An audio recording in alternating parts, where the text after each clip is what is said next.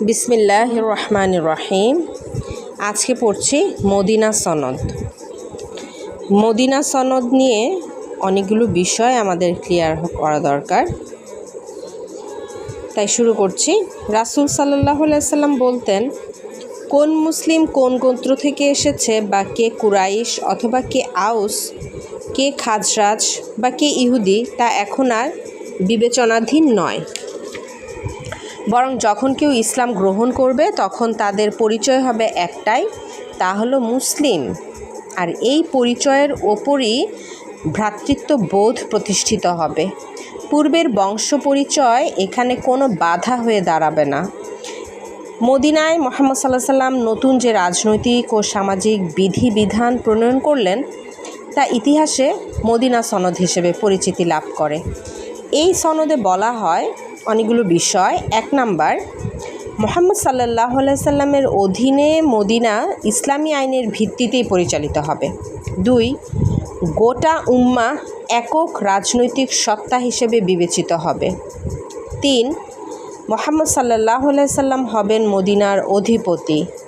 4, এর আগে আরবে অন্যায্য পদ্ধতিতে যেভাবে প্রতিশোধ নেয়ার রীতি জারি ছিল তা সম্পূর্ণরূপে বিলুপ্ত করা হবে এবং সে স্থলে ইসলামের আলোকে ন্যায্য প্রক্রিয়া চালু হবে।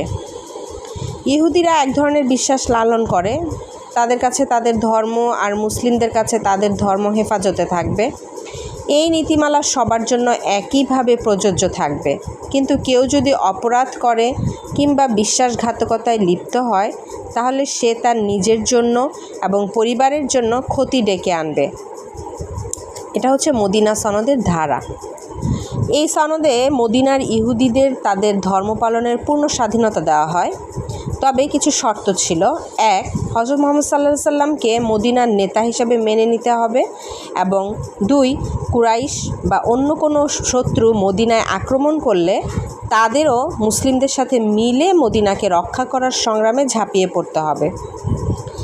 মদিনায় রাসূল সাল্লাল্লাহু আলাইহি সাল্লাম রাজনৈতিক যে স্বতন্ত্র মডেল প্রতিষ্ঠা করেছিলেন তা আজ অবধি সকল মুসলিম সরকারের কাছে মডেল হিসেবে বিবেচিত হয়ে আসছে।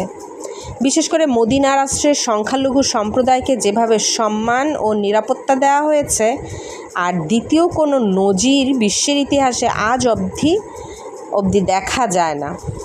মদিনায় মুসলিম সম্প্রদায় যেমন ক্রমাগত বড় ও শক্তিশালী হচ্ছিল, সেই আলোকে আল্লাহর পক্ষ থেকে ওহীর ধরনও বিবর্তিত হচ্ছিল। মদিনায় নাজিল হওয়া আয়াতগুলোর আকার ছিল মক্কার তুলনায় দীর্ঘ। আয়াতের বিষয়বস্তুতেও ভিন্নতা ছিল। এই আয়াতগুলোতে কয়েকটি বিষয় লক্ষ্য করা যায়। 1, ইবাদতের বিশদ ধারণা উপস্থাপিত হতো। 2, পাশাপাশি এখানে ছিল করের বিধান। 3, উত্তরাধিকারের বিষয়। 4, মুসলিম ও অমুসলিম সম্প্রদায়ের মাঝের সম্পর্ক নিয়ে আলোচনা। 5, একটি মুসলিম সমাজ কিভাবে পরিচালিত হবে, এই বিষয়গুলো। মদিনার সূরাগুলোতে সেই প্রসঙ্গে বেশি নির্দেশ পাওয়া যেত। কোরআনের সব ইস্যুই বিস্তারিত আসতো, তারপরও কোথাও যদি আরও বিশদ ব্যাখ্যার দরকার পড়তো তখন রাসূল সাল্লাল্লাহু আলাইহি ওয়াসাল্লাম নিজেই সে বিষয়ে আলোচনা করতেন। আমরা জানি হযরত মুহাম্মদ সাল্লাল্লাহু আলাইহি সাল্লাম যে কথাগুলো বলেছেন বা কাজগুলো করেছেন তা হাদিস নামে পরিচিত। হাদিস ইসলামী শরীয়ত ও আইনের অন্যতম উৎস। আল্লাহর বাণী তথা আল কুরআনের পরই শরীয়তের দ্বিতীয় উৎস হিসেবে এই হাদিস বিবেচিত হয়ে থাকে। কিন্তু এমনও নয় যে শুধু আইন আর সামাজিক বিধান নিয়ে কুরআনের আয়াতগুলো নাজিল হতো। মদিনায় এমন অসংখ্য আয়াত নাজিল হয় যেখানে পূর্ববর্তী নবীদের, বিশেষ করে হজরত নূহ আলাইহিস সালাম, ইব্রাহিম আলাইহিস সালাম, মুসা আলাইহিস সালাম, দাউদ আলাইহিস সালাম ও ঈসা আলাইহিস সালামের নানা কাহিনী চমৎকারভাবে ফুটে উঠেছে। এই আলোচনার মাধ্যমে সবার কাছে এটাই প্রমাণিত হয়েছে যে হযরত মুহাম্মদ সাল্লাল্লাহু আলাইহি সাল্লাম হলেন শেষ নবী, আর তার প্রচারিত বাণী পূর্ববর্তী অন্যান্য নবীদের বার্তারই প্রতিধ্বনি। তিনি যে বার্তা নিয়ে এসেছেন তা একেবারে নতুন কিছু নয়।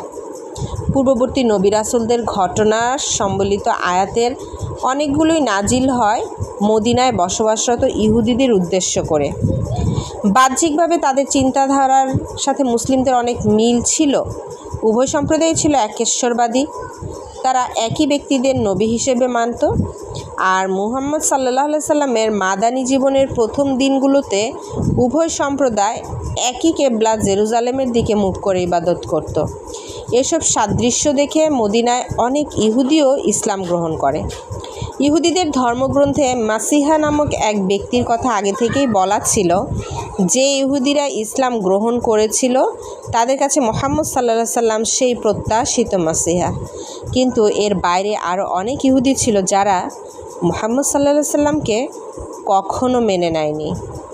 ইহুদিদের ধর্মবিশ্বাস এমন যে তারা শুধু নিজেদেরকেই স্রষ্টার বাছাইকৃত জনগোষ্ঠী হিসেবে মনে করে। তাই মুহাম্মদ সাল্লাল্লাহু আলাইহি সাল্লাম সকল মানুষ সমান তথা সাম্য ও সমতার যে বার্তা প্রচার করছিলেন তা ইহুদিদের দৃষ্টিভঙ্গির পুরোপুরি বিপরীত। যদিও কেউ কেউ মুহাম্মদ সাল্লাল্লাহু আলাইহি সাল্লামকে নবী হিসেবে মেনে নিয়েছিলেন, কিন্তু তিনি হিব্রুভাষী না হওয়ায় কট্টরপন্থী যেইসব ইহুদিরা ছিলেন তাকে সহজভাবে কখনো গ্রহণ করতে পারেনি।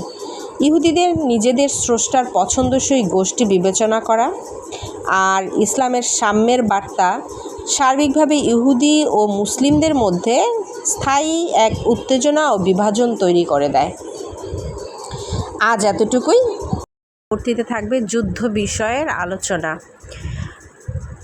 প্রিয় দর্শকবৃন্দ, যদি আপনাদের কাছে আমার এই আলোচনাগুলো ভালো লেগে থাকে এবং ইতিহাসগুলো যদি জানার আগ্রহ থাকে তাহলে অবশ্যই এই ভিডিওগুলো বেশি বেশি অন্যের কাছে পৌঁছে দিন, শেয়ার করুন। আল্লাহ আমাদের সবার কাজগুলো কবুল করুন। আমিন। আসসালামু আলাইকুম ওয়া রাহমাতুল্লাহি ওয়া বারাকাতুহু।